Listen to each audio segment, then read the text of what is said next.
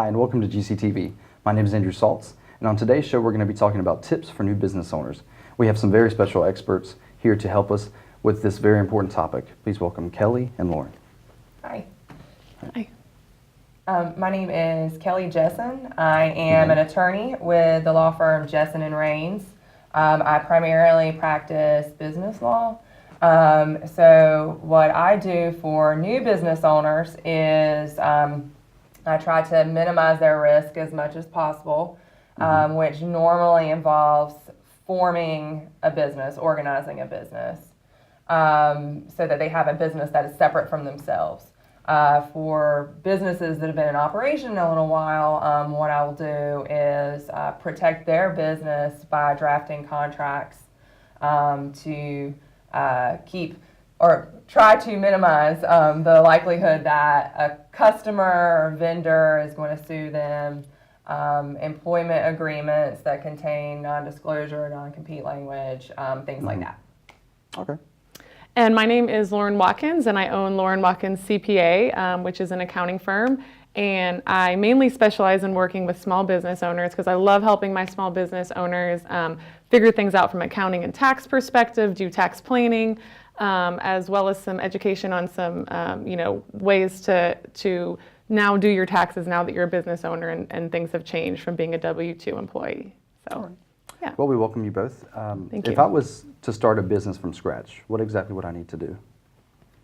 From a legal standpoint, the first thing I would tell you to do is to formalize your business. So anybody can start a business and don't need to file any paperwork or anything like that. So I can start, Kelly's landscaping company and just go out and start mowing lawns. But that means that I am a business. And so if I enter into a contract and there's a debt, or if I, heaven forbid, I get sued, they're coming after me personally, my personal assets. And so what I recommend people do is when you decide to open your own business is to form a business, whether it's an LLC or a corporation. And so that way the business is entering into contracts. And if anything ever happens and the business is sued, your personal assets are protected. Okay. What do I need to worry about from a tax standpoint? So part of that is understanding based on what type of business structure you've elected. So corporate taxes are going to be different than LLC taxes. A lot of small businesses start out as LLCs. So just learning how that affects you, learning that on top of the regular income tax you have to pay, you also have to pay the employer's share of income taxes, so that's going to increase your taxes. But the great thing is there's a lot of great deductions you can take that you would not be able to if you were a W-2 employee, and like using your home office potentially as a deduction, and some other car deductions and things like that you can take advantage of, as well as just your normal operating business expenses. So just also making sure that you formalize your books in some manner, getting a QuickBooks software or something like that, just so you know where your business stands throughout the year. If I was self-employed, what would I need to worry about?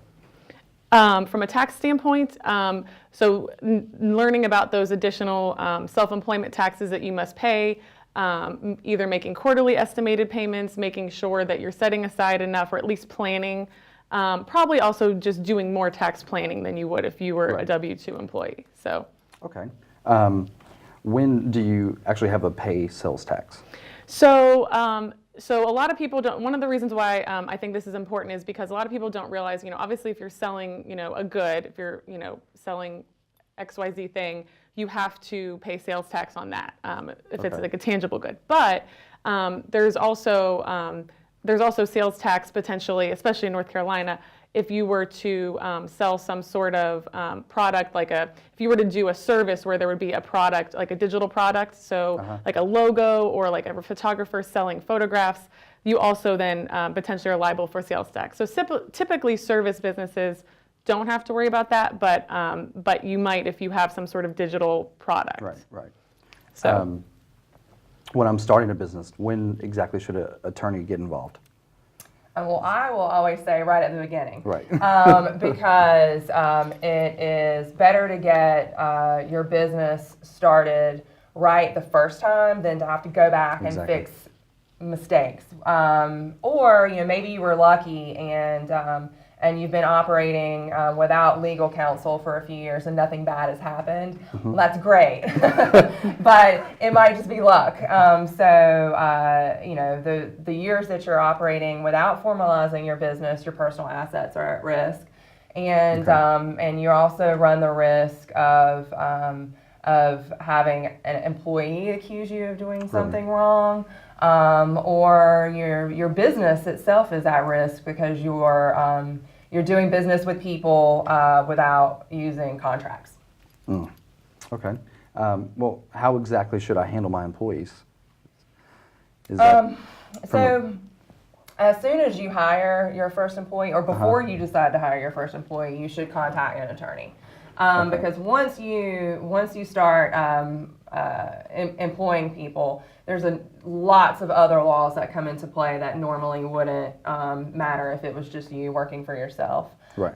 So there are Wage and Hour Act laws where if you violate them and an employee sues you, you could end up having to pay them treble damages, which is triple damages. There are federal overtime laws. There are laws having to do with if you're an independent contractor or an employee. And there's also laws depending on the number of employees you have. So one employee may trigger some laws, while hiring 3 employees triggers a whole nother set of laws, like you have to start paying workers' compensation insurance. And then if you end up all the way up to 50 employees, which we should all be so lucky because that means your business is booming, then you've got a whole nother set of laws, like you now have to get affordable care insurance and all that good stuff. So. Okay. Well, thank you both for joining us today. We really appreciate you coming in. And thank you guys at home for watching GCTV. We'll see you next time.